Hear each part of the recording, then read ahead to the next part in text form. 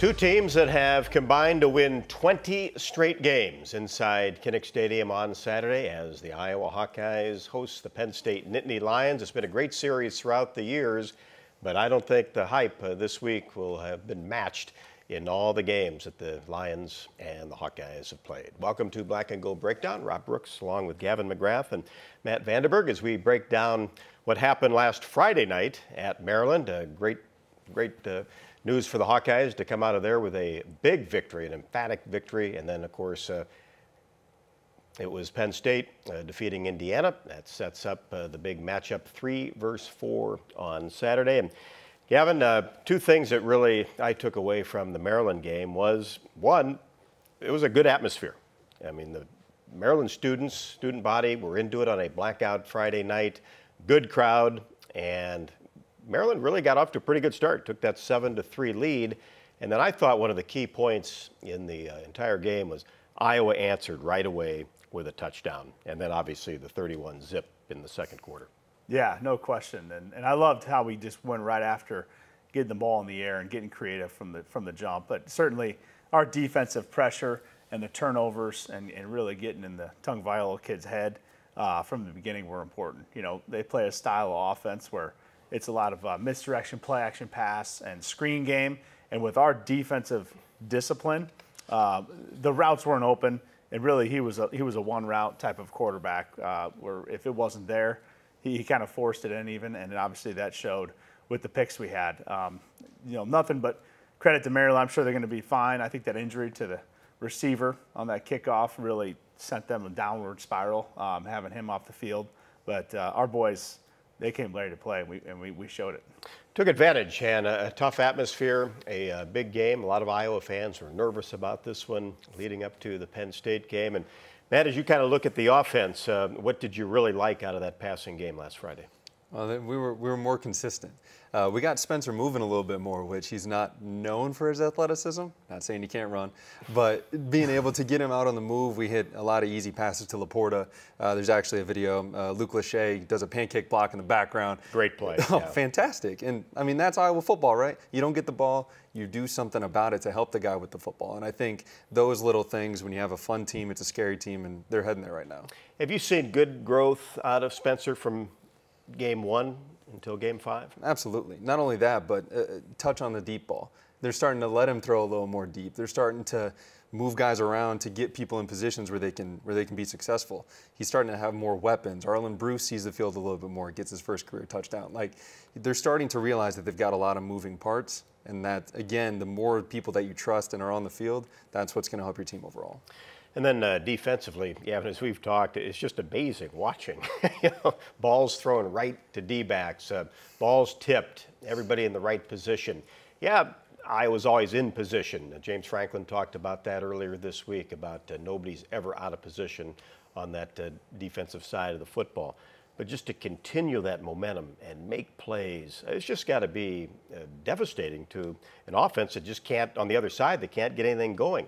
Yeah, no question. I was with a friend. He said to me, "No, it just seems like they know what plays are coming," and it's kind of true because in the style, in the scheme of defense we play with the pattern matching, and the tendencies that we unfold and film, and that Coach Parker can see, you know, and he's big about the on-field players are the ones that need to execute the defense. All right, it's great if we know as defensive coaches what we're doing, but we're not on the field, you know, so they have to be prepared. And that's why he's such a believer in the amount of film study they put in. And then when they see formations, here's their tendencies of what they're going to run.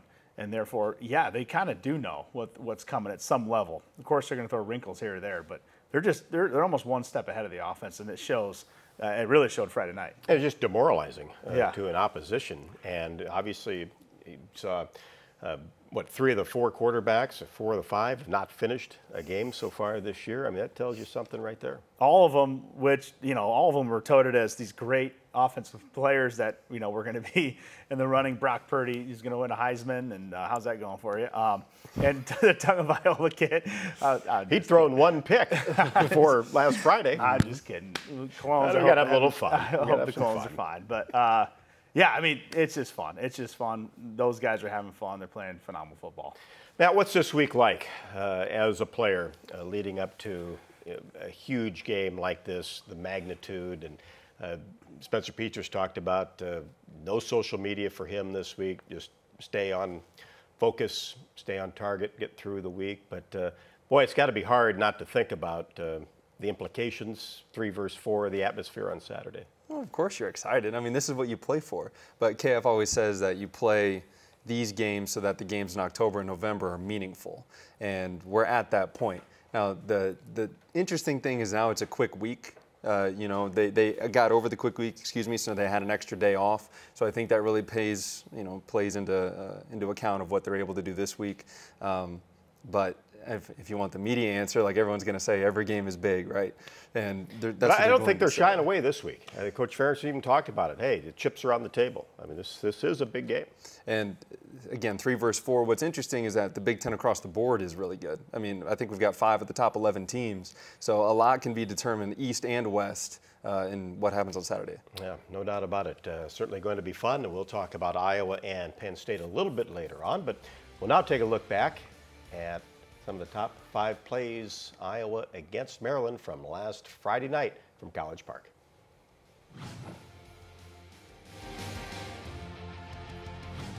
Black and Gold Breakdown on MC22 is brought to you by McGrath Family of Dealerships, 5 Seasons Tire, Tom Riley Law Firm, Collins Community Credit Union, Heartland Hearing Center, and by Extreme, powered by Mediacom.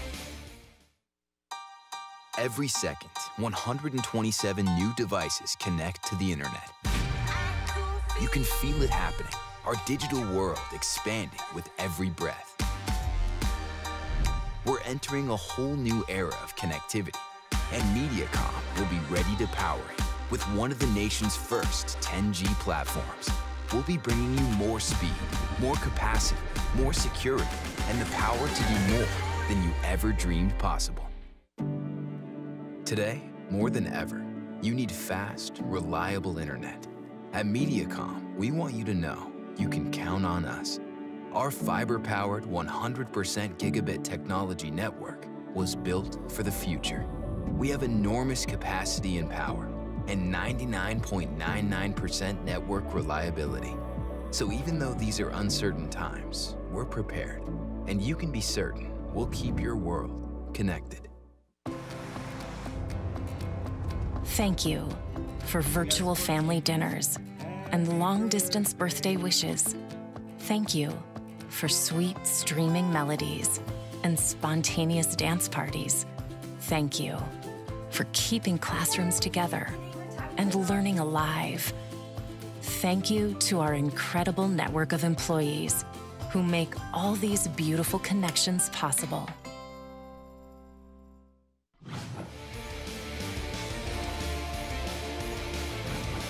Welcome back to Black and Gold Breakdown, presented by McGrath Family of Dealerships. Let's take a look at the top 5 plays. There's always more than 5, but this is 5 that we're going to get going with what do you think? An interception? Should we start things out with? Of course. You can always find one, right? Gosh, Riley Moss, kind of a gift here. Yep. But again, one of those things where he's in the right spot. We start this quarter off with a bang. I think the pressure by John Wagner really led to this interception, honestly. So great job by Wagner. He stepped in. I think it kind of goes when we talked about the first segment. Always in the right spot. Yep. Like we talked about earlier, Arlen Bruce had his first career touchdown.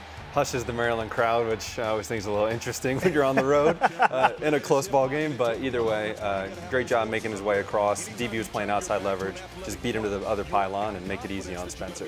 Well, at this point in time, there was somebody to hush. They were still there. There yeah. wasn't. They were still there at this time. In this one here, just another pick for our defense, and I thought there was a big time hold there too we missed. But Jack Campbell led it with a nice tip. But I will say, Dane Belton may deserve credit for this interception, because how did he end up with that football is beyond me. And here's another angle of it. Watching it live, you thought he had no chance. Right, but he competed, and that's Iowa football right there. Compete your butts off, and when there's a ball that's on the ground open, he's down there fighting for it. Even from this angle, look at this. There's two guys that had to be on the ball. Right. So you think he took it over, and a nice job by Kerner to get that thing. Yeah, it doesn't look like there's any chance. I mean, his left got one arm's arm in hanging there. all right. And then what happened? Of course, 6 points for the Hawkeyes. Spencer Petras did a great job looking left, coming back inside to Goodson, trying to get him into space. That's a part of the Iowa offense, line him up in different places. And he was able to take care of business, had a full head of steam, as you see him.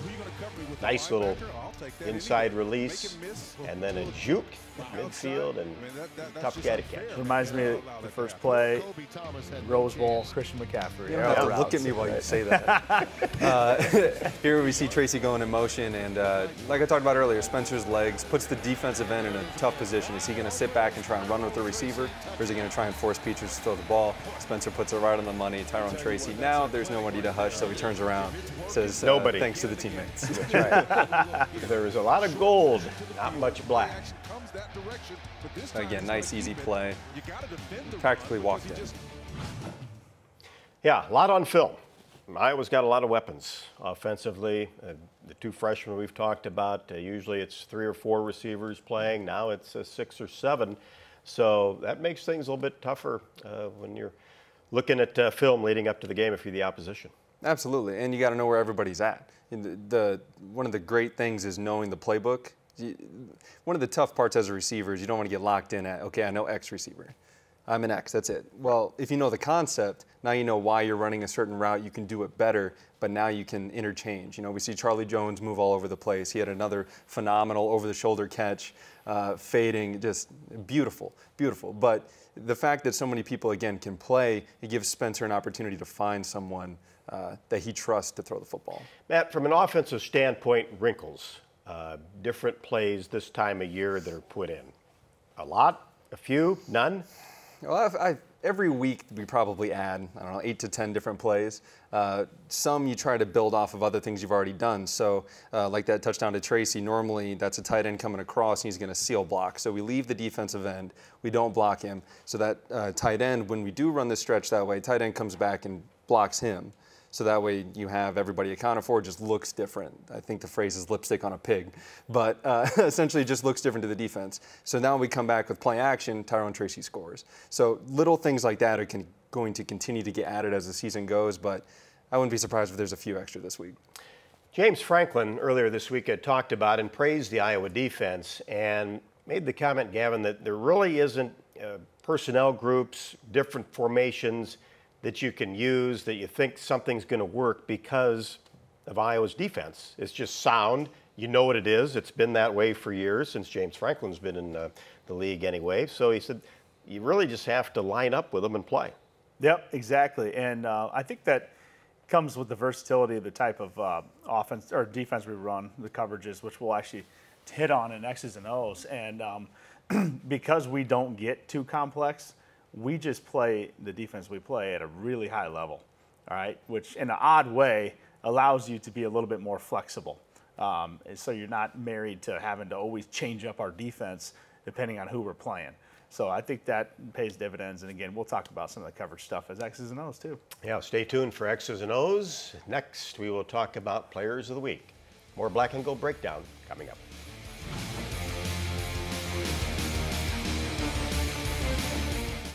While a lot is changing in our world, at Mediacom, our focus remains the same, making sure you have the fastest, most reliable connection possible. During this critical time, we know your needs are changing. You may be working or learning from home, relying on telemedicine, or finding new ways to keep everyone entertained. If you need more speed, call or go online, and Mediacom will double your speed immediately for as low as $10 more a month for 1 year. Right now, millions of people and billions of devices are connected to the internet. Homes, businesses, hospitals, schools. The security and reliability of these connections are more important than ever. That's why at Mediacom, we've built a network to protect them. A network that sees threats, fixes problems before they occur, and keeps you going with 99.99% network reliability. Every second, 127 new devices connect to the internet. You can feel it happening, our digital world expanding with every breath. We're entering a whole new era of connectivity, and Mediacom will be ready to power it with one of the nation's first 10G platforms. We'll be bringing you more speed, more capacity, more security, and the power to do more than you ever dreamed possible.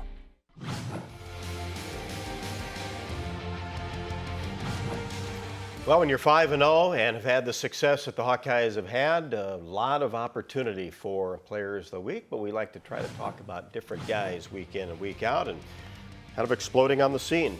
This past weekend was Arlen Bruce, scored his first career touchdown, of course, in the second quarter, and highs in receptions with 6 and yards with 43. And that it was Keegan Johnson, his roommate, that was did the job against Colorado State, and now Arlen Bruce got a little spotlight on him for the Maryland contest.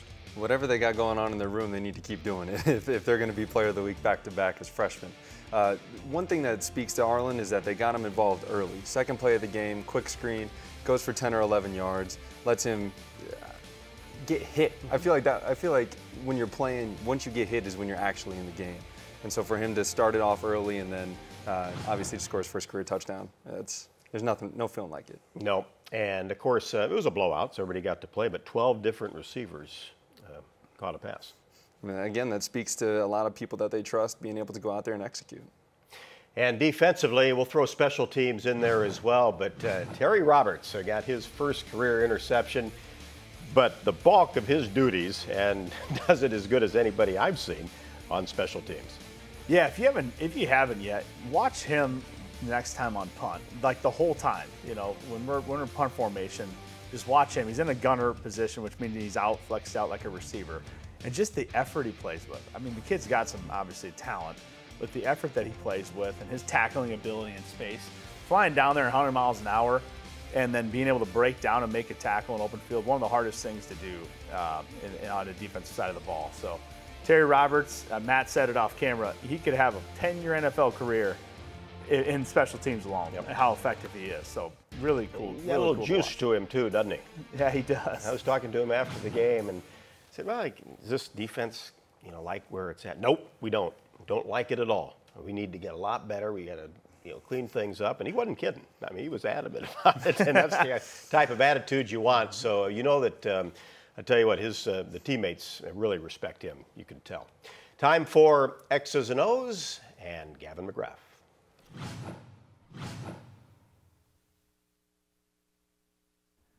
Okay, welcome to today's segment of X's and O's. We're going to take a look at the Iowa defense and the coverage that we play. All right, there's been a lot of conversation about the Iowa defense, certainly one of the top defenses in the country, certainly the top one in the Big Ten.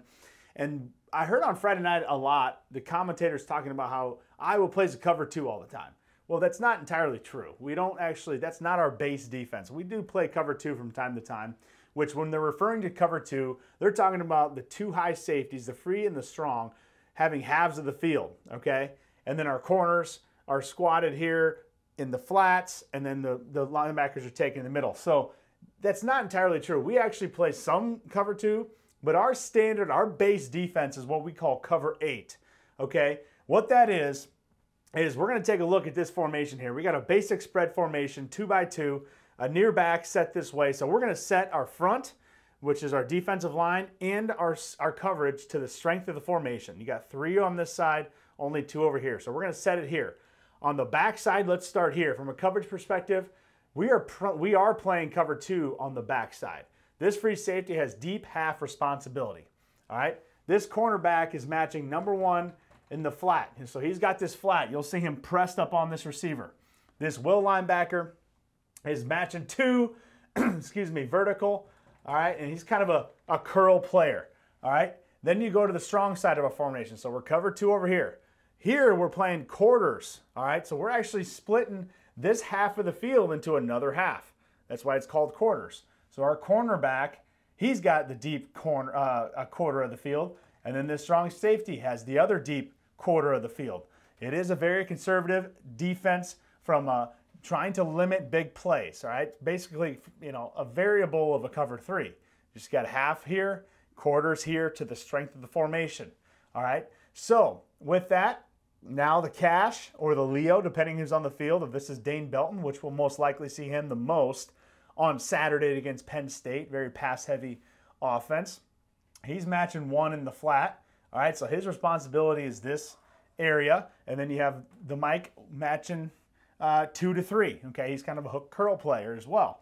All right, so I just want to talk about that because we actually play, for the most part, a quarters coverage. What we'll also do is we will also set our strength of our formation defensively to the field. So if we're on 1 hash, we'll call the strength automatically. We're going to play the wide side of the field, regardless of what they come out with for personnel. All right, so that's always cool to look at as well. You always see our strong safety, for the most part, to the wide side of the field.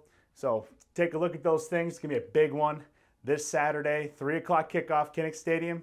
Huge matchup. Thanks, and that's it for today's segment of X's and O's. As always, Gav, and we will break down Iowa and Penn State, take a look at the standings and other games around the Big Ten, starting to get not only a lot of fun, but pretty interesting as well. We'll be back. Stay with us.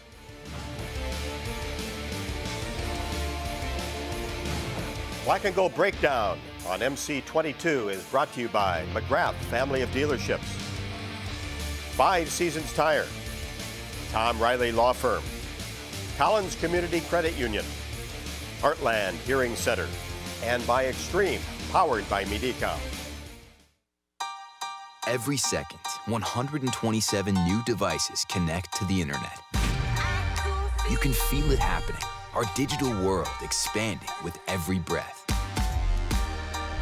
We're entering a whole new era of connectivity, and Mediacom will be ready to power it with one of the nation's first 10G platforms.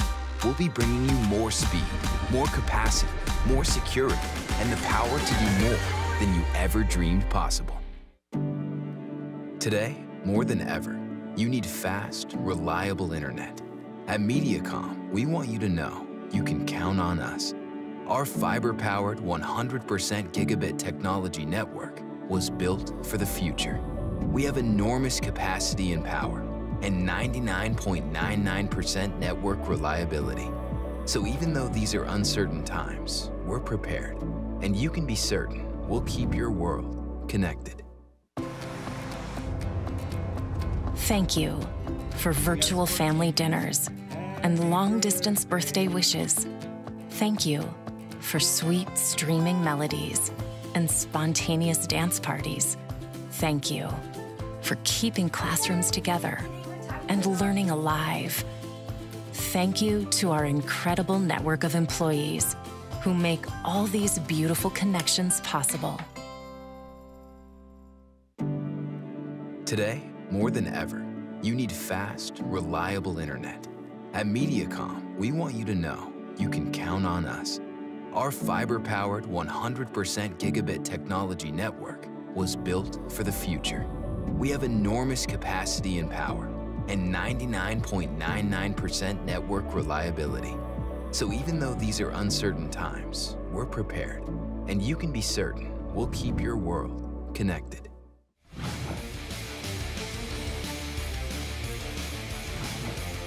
Three versus 4 Saturday at Kinnick Stadium. This has all the makings of a 7 o'clock game, right? But it's not. It's at 3 o'clock, which I think is a good thing. It's still going to get a ton of national exposure.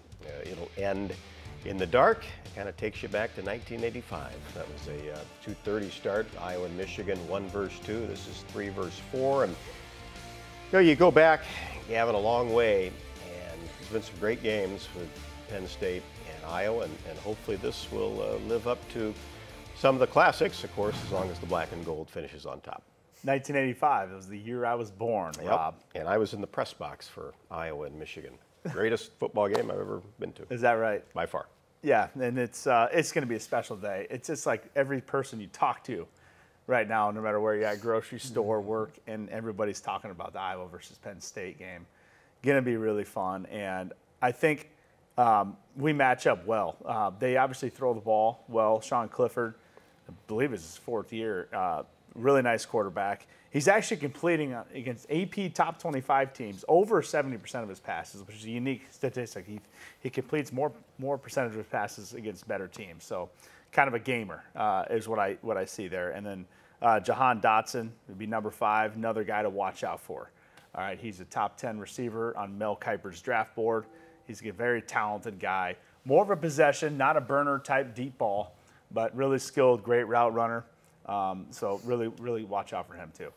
Man, I think this team, this game too, you got 2 teams that are really going to try to establish that run. I think a time of possession, playing a little keep away, resting the defense is going to be key. Absolutely, and special teams to go along with that. You talked about Terry Roberts. I think Torrey Taylor is also going to have a big day in terms of, you know, that should we go for it, should we punt kind of area, you know, 4th and 4, we're at like the 48-yard line. Stuff where we can pin them inside and let our defense just get after them. I feel like that's going to be a big key. Yeah, I watched James Franklin's press conference earlier this week, and he talked about the consistency, not only with the Iowa players, but the coaching staff. Singled out Goodson, Laporta, Linderbaum, of course, stopping the play action. And, you know, Phil Parker was the first name he mentioned, talking about the Iowa defense. Zach Van Valkenburg, Seth Benson, Campbell, Moss. Really impressed with those players, and he thought, you know, stopping Iowa's play action was going to be a real key. So we'll see what gives on Saturday. Should be a lot of fun, and it's fun because as we take a look at the standings, there's some undefeated teams out there still. Michigan looks to be the real deal. Michigan State still undefeated coming off a bye week. Penn State. There's Ohio State. They've only won 20 straight conference games, the Buckeyes. 2-0 in the conference. 4-1 Maryland at Ohio State this weekend. And then on the west side, Iowa's the only undefeated team right now. Look at the rest of them, kind of been struggling a little bit, though I think Nebraska might be showing a little bit of improvement here. Well, tough to say, but I think they are. Been playing good defense all year. And then finally, they didn't turn the ball over a ton, and they actually played okay offensively. If you can keep Adrian Martinez from turning the ball over, they're dangerous, because they play really good defense. Of course, this is the marquee game, but we'll take a look at some other games around the league. And when you talk about Iowa and Penn State, that is number 3 and number 4 as far as longest active win streaks in FBS. Alabama at 19, Oklahoma 13, Iowa 11, Penn State 9. Iowa's won the last 7 games by 10 or more points. Another one that sticks out, Matt, Michigan at Nebraska. And the odds makers have this one a pretty close game, maybe even favoring Nebraska a little bit, but I think Michigan's got a good football team. I feel like Michigan's starting to kind of find their way back to their old ways of we're going to ground and pound a little bit, and then we're going to sprinkle in some passing. I feel like they're trying to get back to some Bo Schembechler type roots. Old Bo football, old Exactly. school football for the maize and blue. Well, we'll see what happens on Saturday. Iowa and Penn State should be a lot of fun. No matter what happens, you join us next week for Black and Gold Breakdown.